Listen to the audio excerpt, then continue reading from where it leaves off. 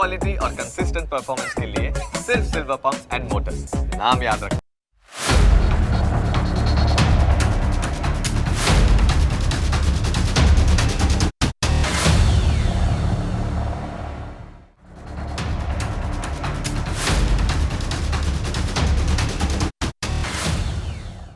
આપણા દેશમાં હિન્દુઓની ધાર્મિક લાગણીઓને ઠેસ પહોંચાડવી ખૂબ જ સરળ છે, કેમ કે બધાને ખ્યાલ છે કે હિન્દુઓ તો સહિષ્ણુ જ હોય છે.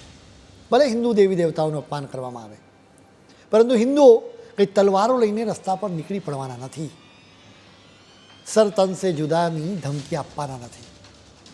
એટલે જ તો ચલતા હૈનો એટીટ્યૂડ છે. એટલે જ તો હિન્દુ ફિલ્મોમાં હિન્દુ દેવી દેવતાઓનું અપમાન કરવાનો એક ટ્રેન્ડ ચાલ્યો આવે છે. હિન્દુઓની ધાર્મિક લાગણીઓને ઠેસ પહોંચી હોવાનો એક મામલો અલ્હાબાદ હાઈકોર્ટ સમક્ષ આવ્યો. એક બીડીના વેચાણ અને બ્રાન્ડિંગ સામે વાંધો ઉઠાવતી એક જનહિતની અરજી આ અદાલતમાં કરવામાં આવી. બીડી તબિયત માટે ખરાબ છે, એને લઈને ફરિયાદ નહોતી કરવામાં આવી, પરંતુ એના નામ અને લેબલને લઈને ફરિયાદ કરવામાં આવી. આ કંપની શંકર પાર્વતી છાપના નામે બીડી વેચી રહી છે.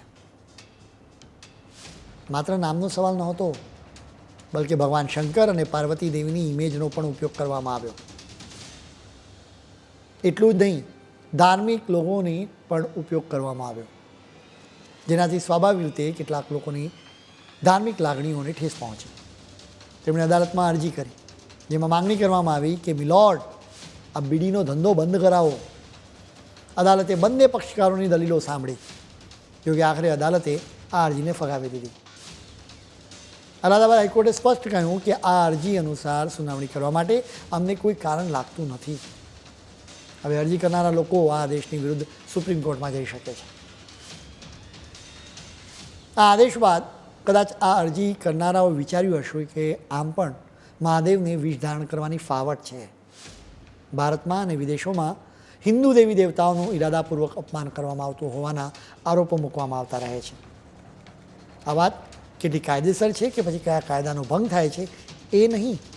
બીજા નંબરની વાત એ છે, જો કે આ એક વાત આંખીને ઉડીને વળગે છે કે અનેક કોર્પોરેટ કંપનીઓ હિન્દુ ધર્મનું સન્માન કરતી નથી.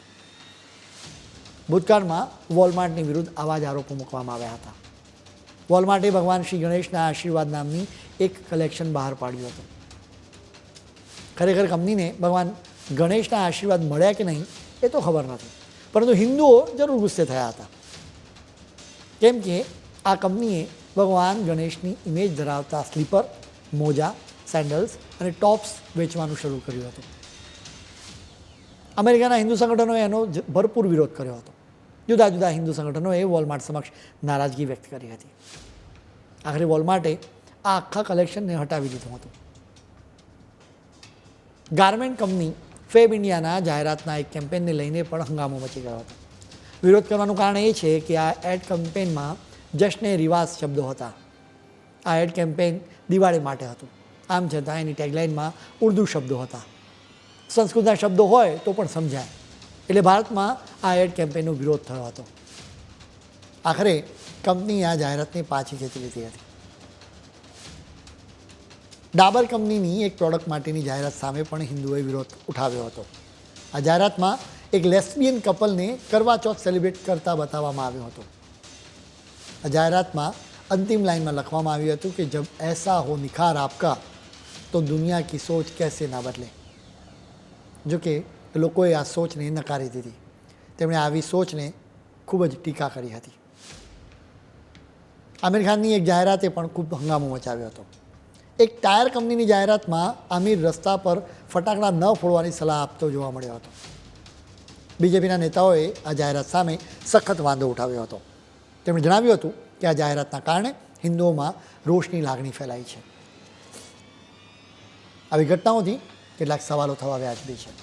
પહેલો સવાલ એ છે કે શા માટે હિન્દુ ધર્મ સોફ્ટ ટાર્ગેટ છે. બીજો સવાલ એ છે કે શું કાયદા મુજબ કંપનીઓ હિન્દુ દેવી દેવતાઓનું અપમાન કરી શકે છે. ત્રીજો સવાલ એ છે કે આર્ટ કે ક્રિએટિવિટીના નામે કોઈ ધર્મનું અપમાન કરી શકાય. હકીકત એ છે કે કંપનીઓને ખ્યાલ છે કે હિન્દુઓ વિરોધના નામે સોશિયલ મીડિયા પર પોસ્ટ લખશે, થોડા ઘણા લોકો રસ્તા પર ઉતરી આવશે.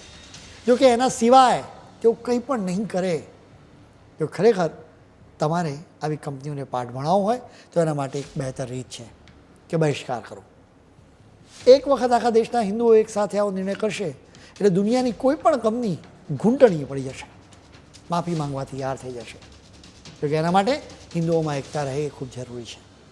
એટલે જ કહેવામાં આવે છે કે એક હૈ તો સેફ હૈ. ખેર, આજના ફૂલ સ્ટોપમાં આજે આટલું. નવા મુદ્દાઓ સાથે કાલે ફરી મળીશું. ત્યાં સુધી મને રજા આપશો. નમસ્કાર.